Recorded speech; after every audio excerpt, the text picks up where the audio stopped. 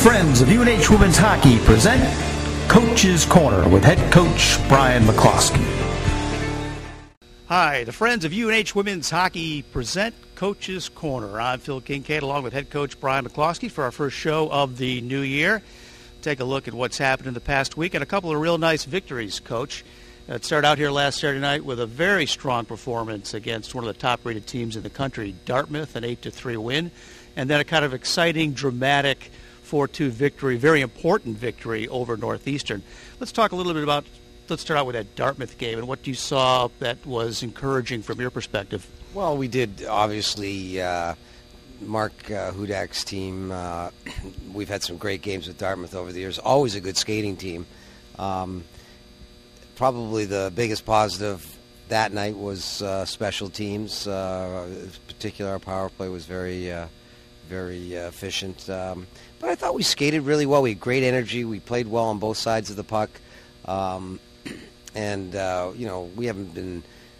We haven't, not many teams in the country are, actually. There's only a handful probably that can score more than 4 or 5 goals in a given night. So for us to get 8 was exceptional, and we certainly had a little puck luck, but that was a huge plus for us. And then, more in character, I guess, back down at Northeastern the other night with a 4-2 win, empty netter, but that was a come from behind, which we, that was important because we've struggled on the road. I mean, at home, we played Dartmouth here. We've seemed to play some of our better hockey in this building this year. And on the road, of course, we came out of break, went down and got nailed at Providence 5-0.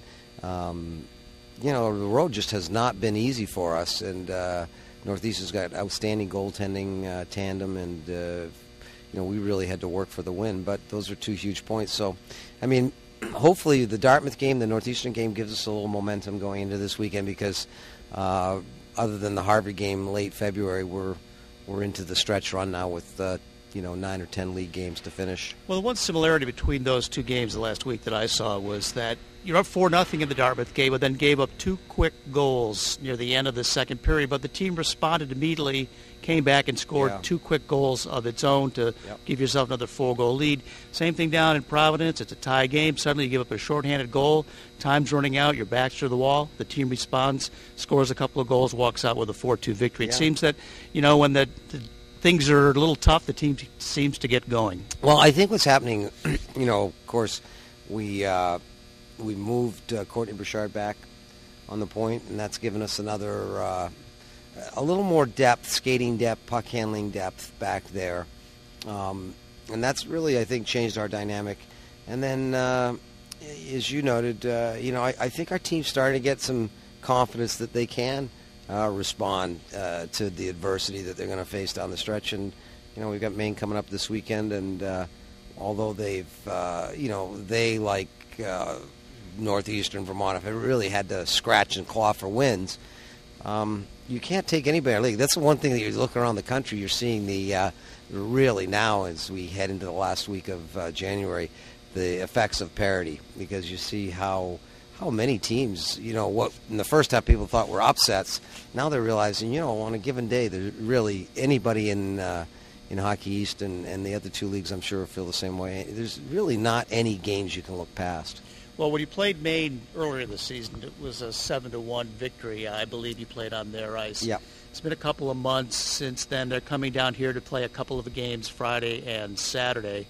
How has this team, the Maine team, evolved since then? Do you scout them any differently? What do you think the big danger is on their side of the ice? Well, I think, we don't scout them any differently. I mean, we have tape on them, and I think they've been a team. They beat BC, I think, in the first half. I think the night we played them up there, frankly, we were very, very much like the Dartmouth game. We were really on top of our power play and made them pay right out of the gate, jumped up early, maybe took the wind out of their sails. So I look for probably, they've got good goaltending. I look for probably a little more hard-earned offensive production on our end than we had up there, because we got as I say, a couple goals right out of the gate. They took some penalties and gave us two-man advantage twice in the first period. So, I mean, my expectation for Maine this weekend is they're going to, come in here and try to be tight checking, play smart. They've got good goaltending.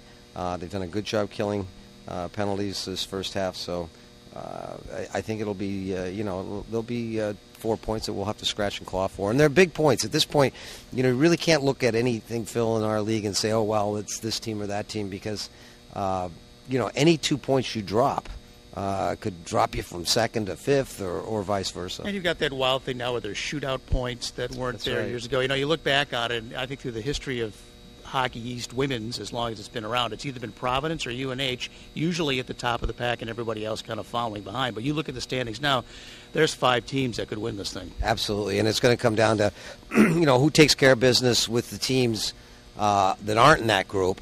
And obviously Maine's going to not be in that group, I would say, and so that's why these games this weekend are so huge. And then pretty much the last 3 or 4 weeks of the season are head-to-heads with those teams and whoever comes out on top. But we have a chance this weekend to make some ground up on maybe on a couple of teams and give ourselves what little cushion we could possibly get. And so we've got to go after these games hard. Great, Coach. Thank you very much. We'll be back again next week, take a look at what happened in Maine, and then also size up what else is happening in Hockey East. Thanks a lot, Coach. Thanks, Phil.